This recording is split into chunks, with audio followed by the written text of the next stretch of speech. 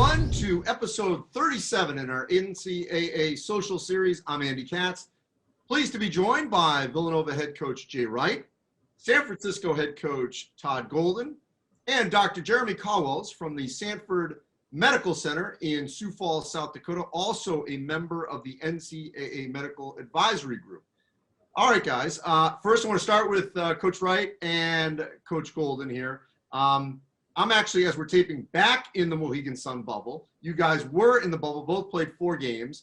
And then Dr. Cauwels obviously just completed a tournament up in Sioux Falls. So we want to get to some anecdotes first and then go big picture about how everyone is dealing with the pandemic now that we're playing men's college basketball. Jay, I'm going to start with you because you were contracted to come for 2 games. You ended up staying for 4. What was your experience like at the bubble? It was a great experience, Andy. It really was. And I think big picture, what we took out of it is it gives you confidence that whatever happens this season, any team that's fortunate enough to get to the NCAA tournament, you can see how you can pull this off. But we were going to play 2 games, and while we were there, Temple University had to pause because of the virus. They were supposed to be playing Virginia Tech in the bubble at Mohegan Sun. And so we were asked after our second game at about 1 o'clock in the morning if we would stay and play Virginia Tech, which seemed great because we weren't going to be able to play Temple. And then we were supposed to go home to play St. Joe after that. St. Joe was also supposed to come to the bubble, and they had to pause. So after our game against Virginia Tech about 1 o'clock in the morning, the Gazelle group offered us the chance to play Hartford. So then we said, we'll stay again. So on the coaches, it's not bad. The psychological impact on the players thinking that they're going home each time was probably the toughest part to deal with. And I want to get back to the protocols as we go around here in the different locations and how everyone dealt with them and going forward. But let's first deal with how you got through it. And I want to turn to you, Todd, because you had an interesting story as well. Because you were supposed to be in Lincoln, Nebraska, and then quickly changed, and suddenly you're in Connecticut across the country. Explain how all that transpired. You get 4 games out of it, and you knock off Virginia in the process too. Yeah, it was a wild couple of weeks, to be honest. We thought we had a pretty comfortable situation set up in Lincoln, and we knew who our opponents were going to be. And then the Friday before the season started, we found out that thing had basically fallen apart, and we were sitting there with no games the first week of the season. We were fortunate that St. Bonaventure had to drop out of the event, and there was a spot open, and quickly we pivoted to head out there, and we were really fortunate that we ended up having a landing spot. And like Jay talked about, we had like 3 or 4 different teams that we were supposed to play before we finally settled on UMass Lowell being our first game. And it seemed about every evening around 10, 11 o'clock, we got a call about, hey, would you guys maybe prefer to play this team, or could you pivot to do that? And to be honest, we were just so grateful to be able to compete. And, to get out of there with 4 games in 5 days, our guys were pretty tired, but they were just appreciative. And it was a lot better than the alternative of not getting able to play. So before we address the actual things on the ground of what you guys had to deal with, I want to turn to you, Dr. Cauwels, because you guys had a similar situation in Sioux Falls, where you had 8 teams, and then for various reasons, and a lot of it obviously had to do with the surge in South Dakota. Some teams decided, look, we don't want to go to South Dakota.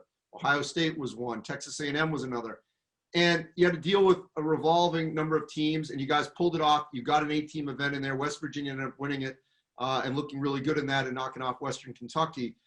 But from a medical standpoint, as you're dealing with different teams and different state protocols and different teams coming in, how hard was that for you guys to have to deal with that on short notice of dealing with, new populations that you were going to be bringing in? First of all, I've got to give all of my credit to the team at Sanford and the lab team that did have to do all of those pivots. The first and most important thing is making sure you can report appropriately to the right state, and making sure that you can tell people where the COVID cases are coming from, if you have any. And then it's just about making sure you can get all of the testing done and getting it all to flow through in a regular, in a manner that's acceptable for the teams and acceptable from a medical standpoint. And the group that works around me did a wonderful job of making sure we had all of those tools ready to go by the time the players were on the ground. So Dr. Cauwels, as I said, these kind of events are ending, which is normal at this time of the year. So now we got to transition to more of the single games. And Todd just had one at Nevada where they knocked off the Wolfpack on the road. Jay's got one coming up at Texas. And then we're going to get into conference play for the WCC Big East and obviously everyone else. How do you take what happened in South Dakota, Connecticut, Vegas, you name it, Asheville, North Carolina, and now apply it to these single games, the protocols that must happen for us to have a complete and safe season? I think the big part is, what we did right now is what I would call proof of concept. We put together a very controlled environment and we were able to get through games and, have a lot of fun doing it. Where we're headed now is really, does proof of concept translate into a normal schedule? As we're testing and as we're bringing kids in, be it, strictly by the NCAA books, 3 times a week, or whether or not it's more often than that, depending on your conference. What it still boils down to is something that's a little bit tougher, and that is keeping a bunch of college kids in a place where they're effectively using their own bubble. Let's face it, it's college. I can't imagine what would have happened when I was in college, if this would have been the rules you had to live by. But thinking about, Jay and Todd's players, it's really sort of on them as much as it is anything else to make sure they're limiting those exposures. It was different when we had 10% of our tests positive in various regions and stuff like that you might meet 1 out of 10 people who was walking around with COVID and didn't know it. But in certain places, and unfortunately South Dakota did make some headlines with this, we were at a point where our testing results were 40 or 50% positive of the people we were bringing in to test.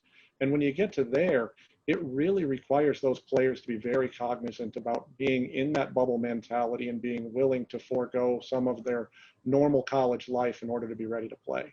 But Dr. Cauwels, how also do you deal with the fact that all these conferences are in different states for the most part, and you're going to have different state protocols and potential testing protocols, or and I know conferences will sort of have their own criteria, but how do you deal with the different states that all these teams are going to have to compete in? The good news is that most of the states do a pretty good job of following the CDC guidance. Now, the difficult part for that was the CDC guidance was never meant for basketball. It was meant for normal life. And so generally when we're doing this, whether you're working with a representative of a state or a representative of a team, in both cases, the correct thing to do is exactly as Jay described it. You take a bit of a pause. You have a chance to sit down with the team that's involved. Hopefully there's not more than one, but some of these consecutive day events, you do have that. And you sit down with somebody from a public health role or somebody from a health system role like mine, and you really try to go through and determine, A, was there an exposure? B, how much of the team did the exposure affect? And B, what is it going to do to their bubble? I think that's huge. I think one of the other things that's huge right now is actually the changes that the CDC just brought out, quite honestly, with the help of the NCAA in the background, to adjust protocols and quarantines to be a little bit quicker for those folks who have had exposure but never had any symptoms. All right, so that was a great segue because I was going to go there, and I want to get Jay and Todd's reaction to this. And Jay, you're on that, or I don't know if it's still going on, but it had been going on all throughout the pandemic, that Thursday call of a number of high-profile coaches, and that had been a big issue about the quarantining for contact tracing of 14 days, and now with the CDC coming out that it can be just 7 with a negative test, 10 without. How much of a game changer could that be for the sport, let alone the student bodies at these various universities and the general public? I think it's going to have a big impact. I thought Doc made a really interesting point that the CDC measures, and this can be taken both ways, conservatively and liberally.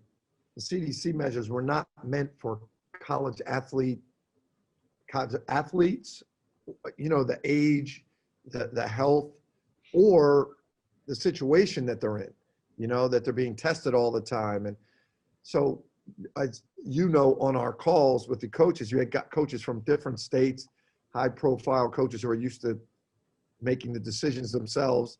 and they're not doctors. We're not doctors. So this was a big issue because it impacted us in late September, early October, where we had a guy test positive on a Tuesday. We tested the whole team. Guys did not test. Some guys didn't test positive until Saturday. And then we actually had 2 other guys test positive on Tuesday. So all their quarantine times started, in a staggered number. So it actually impacted our team for 23 days until we got everybody back on the court. Now with the 7 and 10 day, and then the other part of that I forgot to mention is if you're out that long, it takes you longer to get back into shape to play. So it can impact your team for close to 30 days. And we were saying back then, if this would have happened during February and we impacted our team for 30 days, this could be like 12, 13 games. So now with the 7 and 10 day quarantines, at least when you come back, you don't have as long that it's going to take to get ready. And you're always taking a little bit of a tiny bit of a risk, but I think we have a lot more data now than we did back then that we can be safe with these numbers. Todd, I'm just curious also from your vantage point that how do you balance the optics here where you're trying to have a season at the same time, different policies or mandates or directives are coming, and obviously one in Northern California and Southern California, teams are having to relocate for 3 weeks at a time, and you're trying to balance like this craziness in the schedule. And now suddenly, you could be in a situation where you can't play at home, you can't practice at home, and all these things that are coming at you. How do you deal with all that?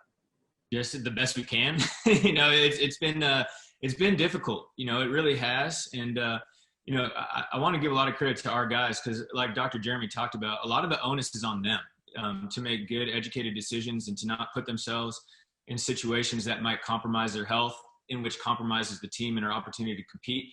But yeah, we're obviously in a more strict environment here in Northern California. I thought the CDC legislation was huge to cut it from 14 to 7. I think that makes sense, especially in our game. And what Coach Wright hit on, which I think is really important, and I still think there's a little bit of a disconnect, is our access to testing and the mandate to test 3 times per week, I think gives us in the college basketball world the opportunity to identify, remove, and contact trace better than really any entity, across the country. And so I think this is our student athletes are safe. I feel very confident about that. I think all of our guys feel the same. And if we can continue to work through some of these kinks, and to be honest, I consider what's happened already to be a huge success, for the amount of games that we've been able to get in college basketball and to see the progress that we've made. I feel really good about the rest of the season. Dr. Cauwels, obviously you've been on this advisory board as well, and I'm sure there's a lot of different opinions from different parts of the country, different docs who have different specialties. What's that been like for you to listen where there may be a different opinion from a different part of the country about the way all of this should go? No, we agree on everything. It's not an issue. But no, seriously, I think that's one of the things that came up to us very quickly is as you're talking to, I know you've met Cam Wolf from Duke and, some of the other folks on these calls as well. As you're talking through all of those things, just coming to a consensus, just coming to this is what we would do every time in this situation, or, this is what we would do every time in this situation. There aren't too many of those situations where there's an every time. And so working with the different officials, whether it be public health officials, whether it be university physicians, has really been, I think, the most nuanced portion of this. The CDC can put out very clear criteria, but, how long one of Jay's players was around another player and does it qualify as 10 minutes and that sort of thing has really been the difficult part to wrestle with from a committee standpoint, as we're trying to say the right thing to do is, number one, try to get back to playing, basketball, wrestling, football, whatever. But number two, to do it as safely as possible so we don't endanger the lives of any players, any coaches, or any of the rest of the staff that travels, works, and moves with these teams every day. Jay, the one thing that I want to keep hammering this entire year, and we've talked about it at length on this program, is the mental health aspect. You know, I got a tiny little taste of it, what you guys were talking about when we were in these rooms for 30 hours waiting for the test. Now, we knew there was, you know, sort of light at the end of the tunnel because we knew we were getting out once we got that negative test. We weren't staring at 7 days, 14 days at length. That's just one part of it. The other thing Dr. Cauwels and you guys were talking about is the mental health aspect of that pressure that, hey, this is on you guys to make sure you take care of your own business and don't get a positive by who you're associating with and socializing, even though you have no idea who has it. What's that mental health aspect like? And I'd like for Jay and Todd both to comment on this as these players are going through an incredibly stressful time. You know, it's really important. And these guys are 18 to 22, and we're coaching completely differently. And we talk to our team about it all the time. And we ask them questions. You know, we are always asking them about how they feel, and we're telling them there's no wrong feelings. You know, what you feel like matters. And we didn't make the decision to stay unless they all agreed. And you know, as coaches, we can get our point across and make them make the right decision. But we didn't do that in this case. We really let them decide if they wanted to stay or not. And there's different parts of it, as you said. There's personal responsibility. Like the first time one of our guys tested positive, he felt terrible, you know, that he had brought the whole team down. And it wasn't like he was out at a party or anything. He just got it, you know. And then the second part is like being in a bubble for, I guess we were there 7 days, 8 days. You know, it's not like we were in Orlando and we were out golfing or anything. We were in Connecticut. We didn't see the sun, right, Todd? Like it's dark in there, and that gets to you too. So we really have our team doctor is really cognizant of that. We are as a staff. I think it's going to be really important going through this season. Todd, pick up, please. Yeah. I mean, all of that aligns with everything. You know, when we were flying out to Connecticut, you know, we had an opportunity to pick up an extra game. And the first thing I did was I went to my leadership committee in my program, which is 2 seniors and 2 juniors. And I just asked them, I said, hey, you know, do you guys want to play a 4th game? You know, would that be too much on you guys physically and mentally to pick up a 4th game? Or, you know, would you rather just stick with 3? And I think, you know, giving the student athletes as, you know, a seat at the table in these decisions is very important, you know, because they're the ones that are making a lot of the sacrifices, especially socially. And, you know, I think it is tough, like Coach Wright said, you know, there's a lot of pressure on these young men in our programs to stay healthy and not contract the virus when sometimes it might, you know, there might be a situation where it just happens where they're not doing something that we would consider to be a bad decision. So I think that's wearing on them a little bit, but at the same time with the end game being able to play, I think for a lot of these young men, it makes it all worth it because, you know, to have gone through another year, you know, like last season, it got cut short and, you know, a lot of the seniors didn't get to finish out the right way. And I don't know how well our young men would do if we would have got to the starting point here and said, hey, you know what? No, we're going to push back the season or we're not going to play this. I think that would have been equally, if not worse, in regards to their mental health than the current situation right now. And Dr. Cauwels, you know, one other aspect that I thought Jay brought up was that I think sometimes people forget, okay, so now they're on pause for whatever it is, 7, 14 days. Okay, you can play on day 15. And forgetting about that, and Dr. Hainline has talked a lot about this, that muscular skeletal issue of you probably haven't been working out, nowhere near what you normally would be, and now suddenly you're just going to be playing, and you really run the risk of injury. So how do you also deal with that aspect of making sure that there's a safety of just actually being physically fit to compete, even after you've either recovered from the virus or had to isolate or quarantine due to a contact trace? Absolutely. I think this is where folks like our physical therapists and our athletic trainers really are doing a wonderful job and have been asked to do something they've never had to worry about before. You know, they've been used to getting people into shape and keeping them there. And to now ask them to get somebody into shape, give them 2 weeks off, and then try to get them back into shape, you know, in what could be a couple of days or a week. You know, for a lot of these guys, that's, you know, work that they've never been asked to do before. And as a you know, college kid, they probably haven't taken that many days off from a basketball in years, maybe in their life. And so I very much, I'm a little over 6'4" tall, and I would be considered, a small moving vehicle in many of these floors. And, I think this is as close as they're ever going to get to feeling like weekend warriors. What happens on that first day back after 14 off? One last topic here. I just want to get all your opinion on this. Is the elephant in the room, and that's the vaccine, which is the great news. But it's not here yet. It's not coming in the short term for this population, as best as we can tell, here in December. So, Jay, how do you deal with that? That, your players, everyone's reading all this. This is great. The vaccine's coming, but yet it's a shot, then it's 3 weeks, then it's a shot, and it may take up to 14 days to feel immune. So it's a process. So let's temper that enthusiasm, and we're going to have to deal with the now of getting through this season and probably this NCAA tournament with this present conditions rather than sort of this magic pill of the vaccine, which may not affect this particular season. How do you balance that enthusiasm with the reality right now, Jay? Well, I do think it adds a positive impact to their mental health, that they do see there's a light at the end of the tunnel. There was, even though it might not impact them this year, but there was a point during this season where people were saying, we might be in this same situation next season.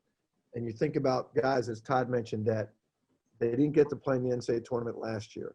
Then you're going through this year. And in the back of their minds thinking, we might have to do this again.